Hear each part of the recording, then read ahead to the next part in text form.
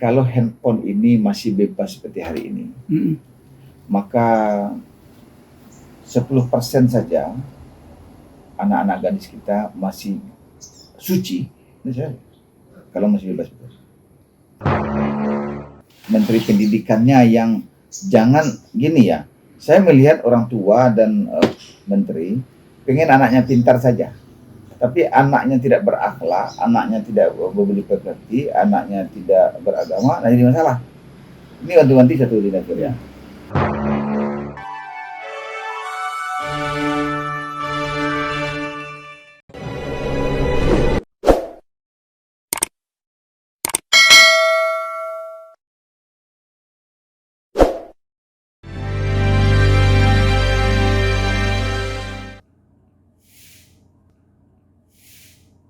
Kebijakan pendidikan hari ini dinilai sebagai sesuatu yang merugikan, sekaligus tidak berpihak kepada penerapan ilmu keagamaan.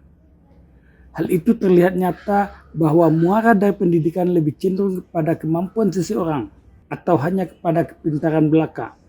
Tidak peduli jika anak tidak berakhlak dan tidak peduli jika anak tidak memiliki budi pekerti. Kondisi ini dirasakan oleh tokoh adat Minangkabau, Fauzi Bahar Datuk Nansati, yang sehari-hari Ketua Lembaga Kerapatan Adat Alam Minangkabau, Sumatera Barat. Beliau mengkritisi secara tajam kebijakan Kementerian Pendidikan. Salah satu sisi yang disorot adalah tentang penggunaan alat komunikasi di sekolah. Kebijakan tersebut katanya perlu ditinjau ulang, sebab penggunaannya merupakan sebuah ancaman bagi masa depan anak-anak bangsa. Dan itu saya selaku Ketua Alkam, saya prihatin kejadian ini.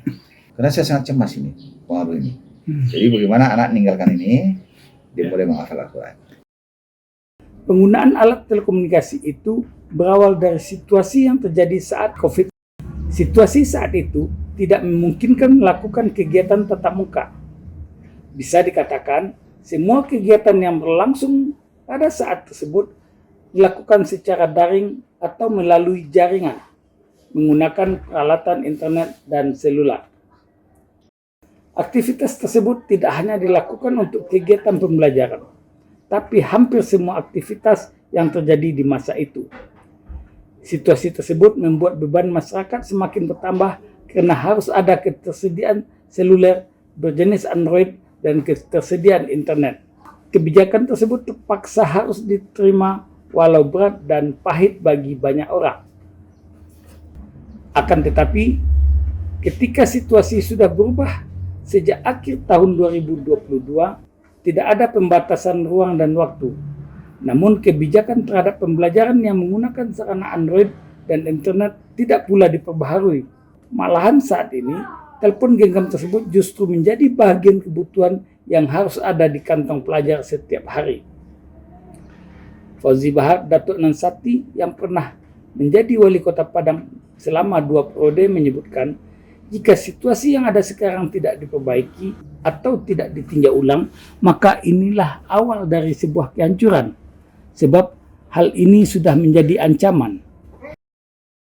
Ya, sekarang kan udah ada corona. Dulu kan karena corona.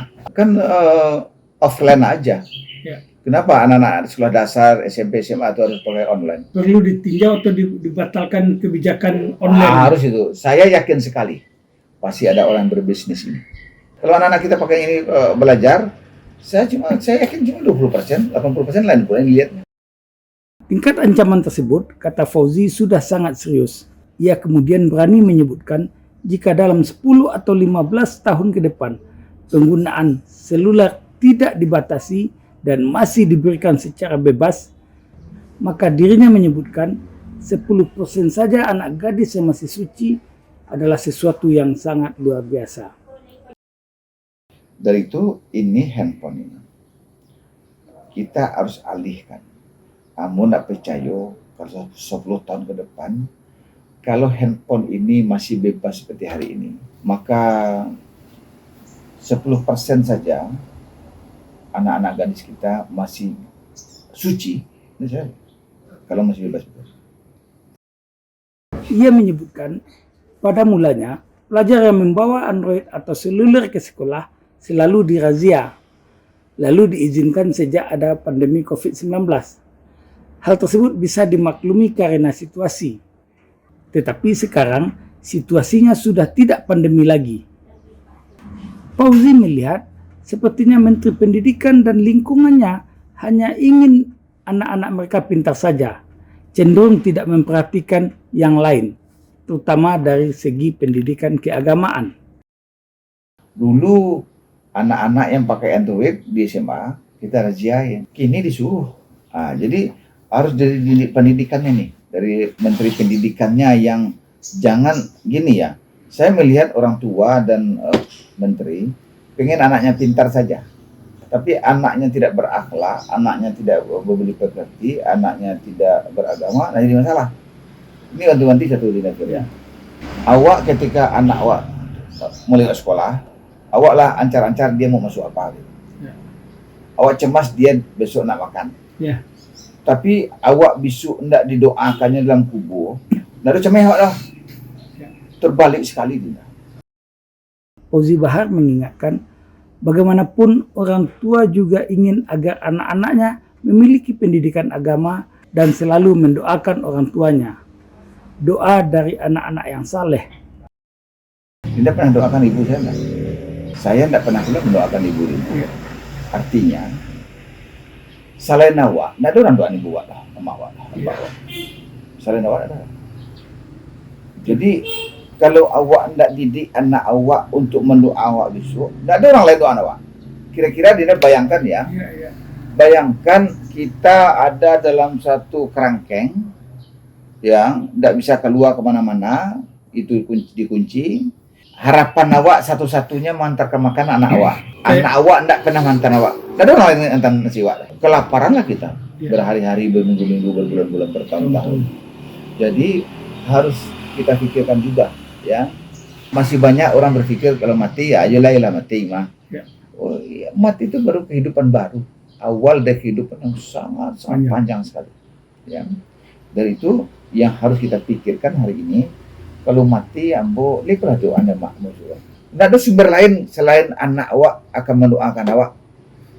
Fauzi Bahar yang beberapa lalu memperoleh anugerah guru besar bidang pendidikan, khususnya pendidikan tentang keagamaan, memiliki konsep untuk memperbaiki nilai dan peningkatan keimanan serta ketakwaan dari para pelajar tersebut. Berbagai cara dilakukan. Hal tersebut sudah diterapkannya pula saat beliau 2 periode menjadi wali kota Padang. Makanya dari dulu kegiatan saya kan tentang pembentukan akhlak anak-anak ini. Asmaul Husna, Busna Muslim, Ramadan, hafal juz amma. Nah, begini, ini konsepnya. Anak kelas 1 SD hari ini udah pintar nulis, pintar baca. Ya. Karena di TK 2 tahun dia TK nol besar kecil, udah pintar dia. Yang kedua di Sumatera Barat ini ada 80.000 anak-anak yang masuk SD. Ada sekitar 75.000 yang masuk SMP. Dulu saya pernah terapkan di Kota Padang. Ya, begitu anak-anak masuk SMP, SMA, bikin surat pernyataan.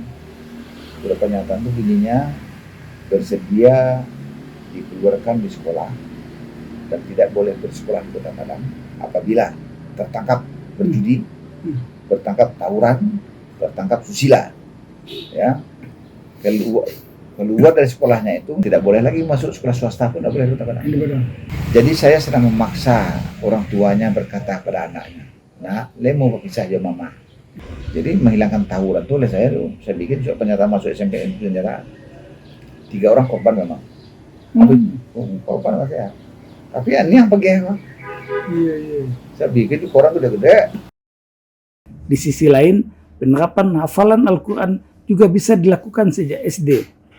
Malahan setamat SD sudah bisa tamat juz amma atau juz 30. Jika hal tersebut dilakukan, maka akan lahir para tahfiz di seluruh kota di Indonesia. Beratkah bagi anak kelas 1 SD 1 bulan satu surat Al-Ikhlas dihafal dalam waktu 1 bulan? Bisakah? Ya. Bisa dong. Bisa. Cepat mah dia. Ya. Awak sedang mengatakan kepada anak-anak ketika dia memain handphone, Udah ada dokter mata bilang kalau cahaya ini dilihat oleh anak yang berusia di bawah 14 tahun ke bawah lebih dari 1 jam 1 hari, ini kacamata bisa tebal-tebal. Kita kan sekarang nih bilang sama anak-anak ya, apa cita-citanya dokter, apa cita-citanya pilot, apa cita-citanya tentara, apa cita-citanya polisi. Betul kan ya? Maka karena tidak bisa tidak menyampaikan. Kelas 2 tambah 10 surat lagi. Kelas 3 tambah 10 surat lagi. Sampai tambah 7 surat. Menjadi 37 surat sama dengan 1 juz amma. Juz amma. Kelas 5 kelas 6 mengulang dan artinya. 2024, 2005, 2006, 2007 4 tahun sosialisasinya kita bikin. Nanti 2027 tidak boleh masuk SMP kalau tidak hafal 1 juz. Kang. Lahir tafis-tafis pan di tiap kelurahan Medan, di tiap RW lain. SMP 1 mendaftar 1.000 orang, yang terima 400 cuma. Ya. Saya mata 1.000 orang kok sih. Guru kamu nggak bisa, guru kamu 2 orang cuma. Ya. Diundanglah ustaz-ustaz seluruh yang ada di Kota Padang, diperebutkannya nih. Ya. Ada 60 SD SMP di Kota Padang nih, mau uji anak bacaan nih. Ya. Lahirlah tafis-tafis Al-Quran tiap-tiap kelurahan. Efek domino dari kegiatan tersebut maka akan dibutuhkan banyak ustadz, ustazah, dan garin untuk memberikan pendidikan kepada anak-anak tersebut. Jadi gini Dinda, air kalau keruh dari hulunya, dia mungkin di Bengoro jernih dia. Nah, mungkin. Saya nggak lihat bentuk lain sebagai penangkar dari upaya kita ini agar anak-anak kita dia terpelihara. Saya nggak lihat upaya lain lagi. Sampai jumpa.